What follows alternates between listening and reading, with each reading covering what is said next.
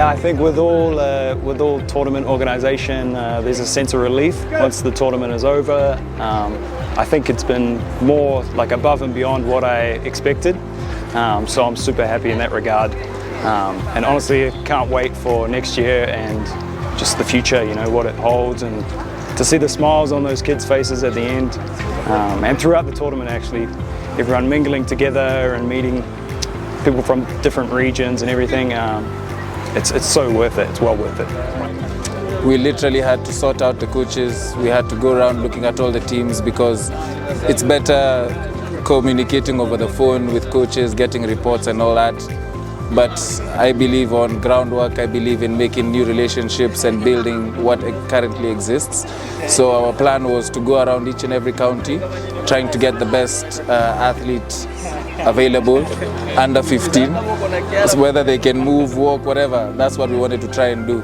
So we've gone to all the international schools, we've walked into most government schools, we've walked into private schools, public schools and a few other schools and communities, rugby academies, rugby clubs, all of it. Trust me, we've been there. We've just been looking for talent and identifying with the coaches who can actually conceptualize what us guys are trying to achieve each county.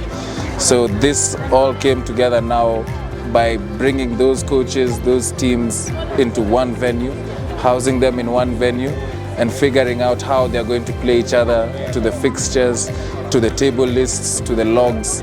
We tried to cover everything.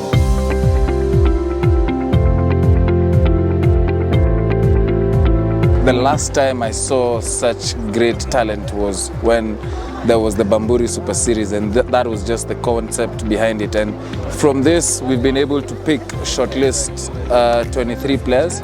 From the 23 players, we have created a dream team. And this dream team, we want to try and work with it as much as possible so that we can try and give them the decent exposure, the decent matches, and decent facilities, to say the least, overseas. So our plan is to try and give them a tour after now this whole tournament has been completed. I mean, the talent on display was pretty evident. First game, Western Hurricanes. You have to I forget his name, but number 13 scored 4 tries. So, I mean, it was obvious. There's Daniel Wafula from Western Wanderers as well. These kids are really standing up in their teams. The number 12 from Rift Valley as well. These guys, straight away you can see that they have potential to be future stars. And I think now it's DBA's job, you know, to keep tabs on them, make sure that they're getting the right training and getting selected for the right teams. And we see them in the Kenyan jersey in 3-4 years' time. Oh man, that's a good question. The future of Futures Cup. So definitely we're going to involve women. So we had the exhibition match with the women.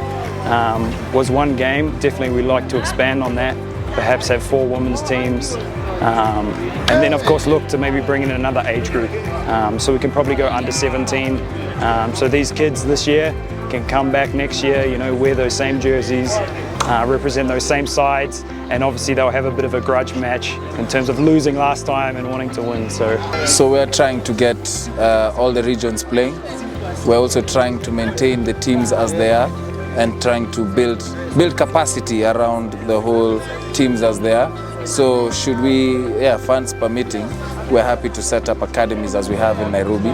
And we go to Central, we go to Western, we go to anywhere that we've set up right now in Kampala, and just try and build from where we have. We want to take in as many kids as we can, and we just want to try and build this as much as possible. So next year we hope to work with the same kids at an under 17 level, and following year we want to work with them hopefully at an under 18 level. So that's the future of the Futures Cup. So possibly creating leagues around Nairobi, every county, and also working with these kids up to the under 18 level, because currently the structures in place only start from the under 20s. So should we be allowed to, or should we be given the chance to, we're more than happי to work with anyone who comes on board to try and create the next under 20s.